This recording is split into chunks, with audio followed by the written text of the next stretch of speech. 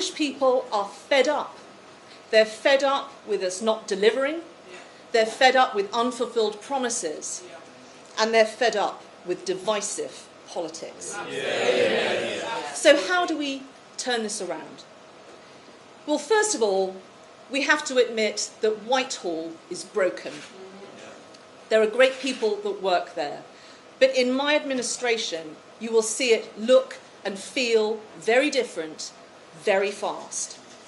We need to do some serious machinery of government changes. We're going to have a tighter cabinet. We're going to have ministers of state that have clear and timely deliverables and are powerful and can reach across Whitehall. And we're going to modernise government with the white heat of modernisation.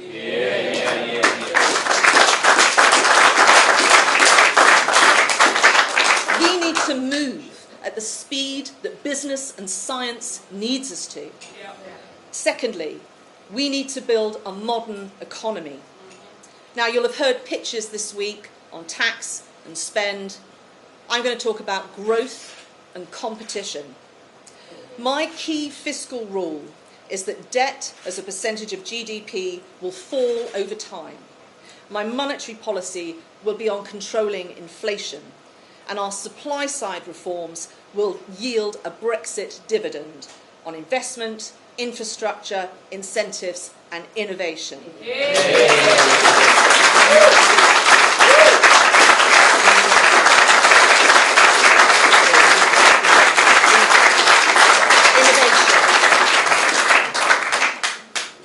And we also need to let our citizens live well. From me, you're going to get a relentless focus on cost of living issues. I've already announced that on day one we are going to slash VAT on fuel at the pump by half, and we are going to raise income tax thresholds for basic and middle income earners in line with inflation.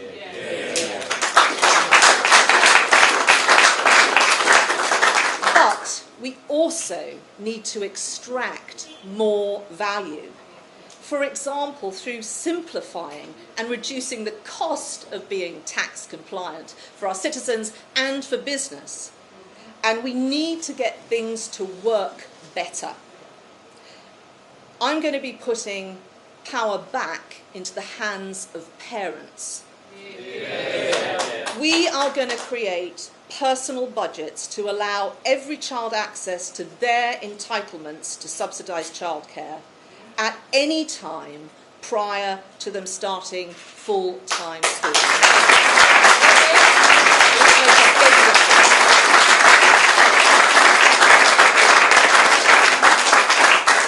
And we are going to create some task forces to get a grip on the crisis and paralysis in accessing NHS services and dentistries,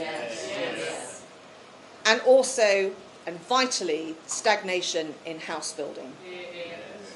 Fourthly, if we are really serious about levelling up, we cannot be limited in our ambition by what is in the Treasury's coffers. We have to get real about this. So I want to align government planning cycles with those of business and the charity sector, which are already aligned. And that will give us huge opportunities to co-fund, to form partnerships, to do more for our citizens. And we need some national missions in this country that the whole country and every sector can get behind. And I also want to set up some social capital pots that MPs themselves can administer. You guys are best placed in your communities to spot those gaps and spot the opportunities, and I want to give you more agency to serve your communities.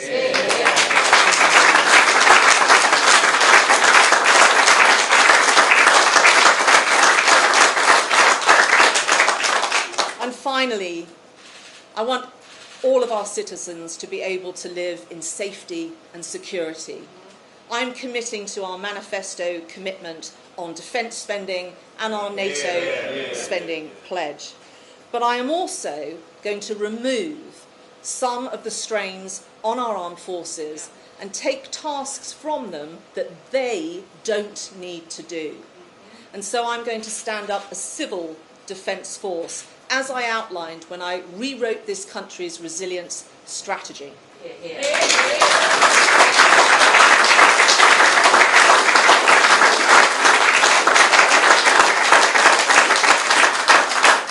And I want us to consolidate and capitalise on the huge amount of civic action there was during the pandemic, all those volunteers that came forward to make our country the most resilient nation on earth. My country and our party has been through a lot in the last few years, but we have stamina. Make no mistake about that. In that moment of crisis during the pandemic, the British public stepped forward. They were moved by the values of this country too. They are capable and responsible people.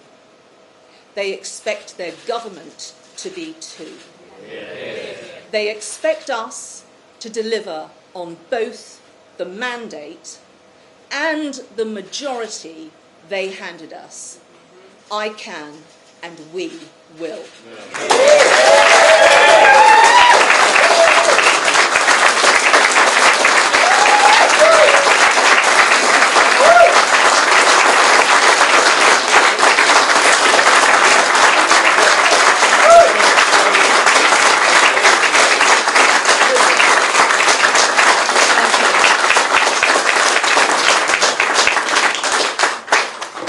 Brilliant. Thank you so much, Penny. Now, unusually, Penny is determined to answer a number of questions. So, the ladies and gentlemen of the press, hold on to your hats. But I'm first of all going to take a question from the gentleman here. Thank you. You've made a very attractive child care policy announcement. Can you be more specific about what it means for parents? It's the same amount of money, but we're going to stop telling parents how they have to spend it. What it will mean is it will be completely flexible. It will be able to be used to be tailored to what that family needs. And we don't have to spend more money to deliver some of these services better. We just have to do them in a smarter way. Great. Beth Rigby, Sky. Thank you. Penny Mordaunt, you're the big unknown in this contest. You were never a Johnson supporter. You were never part of his reshuffled cabinet team running the country over the past couple of years. The public have no idea who you are, and neither do lots of party leaders either. What one diarist described you as Theresa May with bigger hair. Are you? And if you win this election, will you, like May, call another general election to get your mandate rather than riding on the coattails of Boris Johnson? Thank you. I was a candidate at the last general election. I stood on the same platform as these good people in front of me. And I think what the public want us to do is deliver on that now.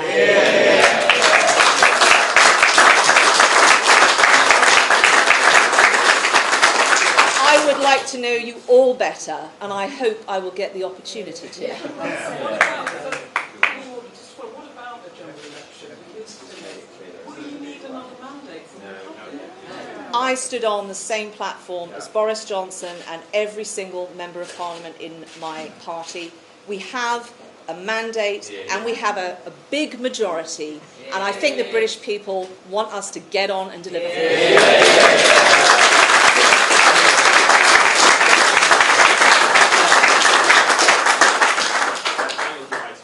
A lot of MPs right now are deliberating whether to back you or Liz Truss. What is the big difference between the two of you? I'm not going to talk about other candidates. They can set out their stall. But what I would say to you is who can not just win this contest, but win a general election. If we do not win the next general election, all those opportunities and the vision that the British people had from us leaving the European Union will not be realised. We must win that election. I am your best shot at winning that election. I am the candidate that Labour fear the most. And they're right to.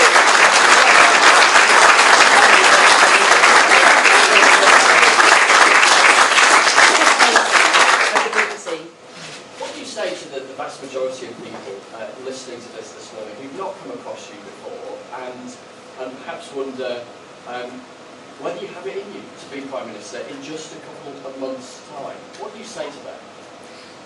I think that I am one of the best prepared candidates in this contest. I've served in a huge number of ministerial positions. I've also served in the private sector, I've worked in the public sector and in the charity sector, and you'll know I've thought deeply about where our country is at, who we need to compete with, and how we can put through the reforms and modernisation with our mandate, with the management in Whitehall, with the mutuality that binds us together, and with our markets. We have to pick up the pace to realise the opportunities that this country has, and I am best placed to do that.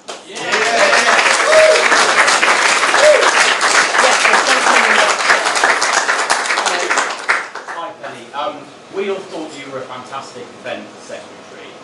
How do you think your experience in the armed forces will be an asset for you going forward to be the next Prime Minister? Well, I opened my campaign by talking about teamwork. I think we've had a failed model of leadership, and that's part of the problem why government hasn't been as effective as it could be. I know from my naval training that it's about harnessing the power of the team, and that is how I'm going to govern.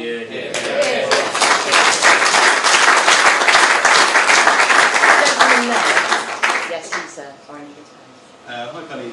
Some of your rivals want a war on woke and for wedge issues to be a key part of mobilising Conservative voters in the run-up to the next general election. If you're Prime Minister, will you throw them the red meat they want?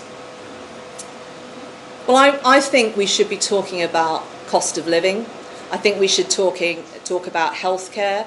But let me deal with the issue that is floating in the background there. I think it was Margaret Thatcher that said that every Prime Minister needs a willy. A woman like me doesn't have one.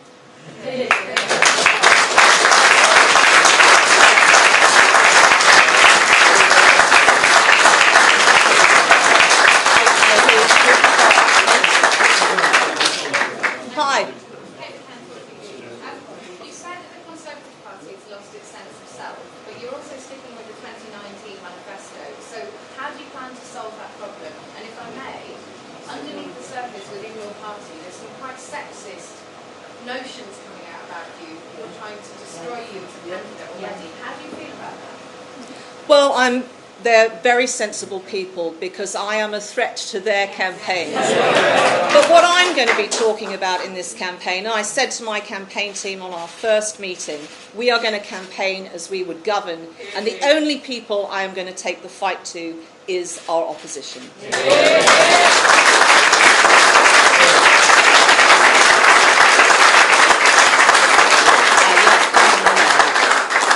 you very much. Andy Bell, 5 News. You are still inheriting a mandate, one when Boris Johnson was the leader of the party.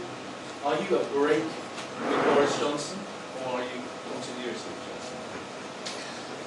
I'm very different to Boris Johnson, but we're still on the same manifesto, and I think we believe in those same things. We both were passionate about the opportunity that Britain leaving the regulatory orbit of the EU was, not just to our country, but to the world. And I understand that very well, and I am determined to capitalise on that.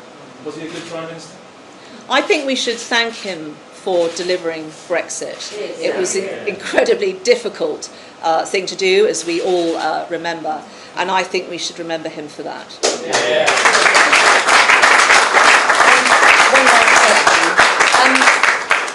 Chris Hope, last question. Penny, last one, a quick one and a straightforward one. How do you define a woman? I'm a woman. I am biologically a woman, and I can tell you, Chris, that if you have been in the Royal Navy and you have competed physically against men, you understand the biological difference between men and women. Thank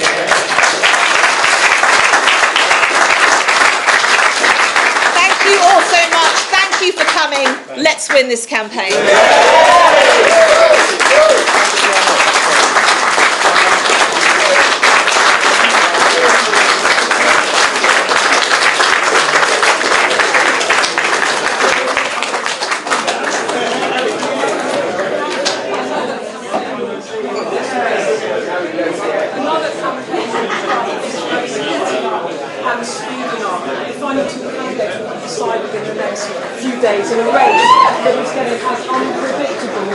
is